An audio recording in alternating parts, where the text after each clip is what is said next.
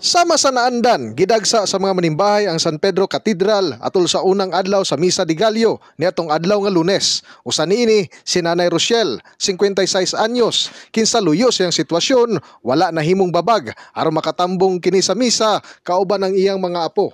Diin paningkamutan niya nga kumplituhon ang Misa de Gallo karong tuiga.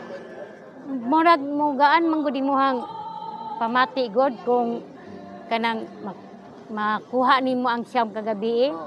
Murag makakuan ka nga napagid ko kuan pagid ko sa Ginoo nga.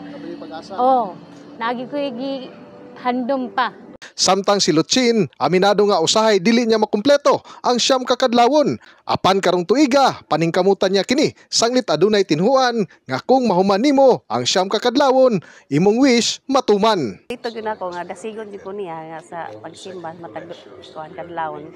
Ang 22 anyos nga si Christian buot niyang kumplituhon ang siyam kaadlaw nga Misa de Gallo. For me personally is to give more blessings and more prayers din. Labi na syempre kay from first day until the 9th day, syempre for me kompletoon yun na akong simbang gabi. Sa kinatibukan, gibutyag sa Davao City Police Office nga nagmalinawon ang unang adlaw sa Misa de Gallo sa Dakbayan. Di na sa 1,030 ka mga naglangkob sa security sector ang natahasan nga magbantay sa 43 ka mga simbahan sa syudad sulod sa siyam kaadlaw.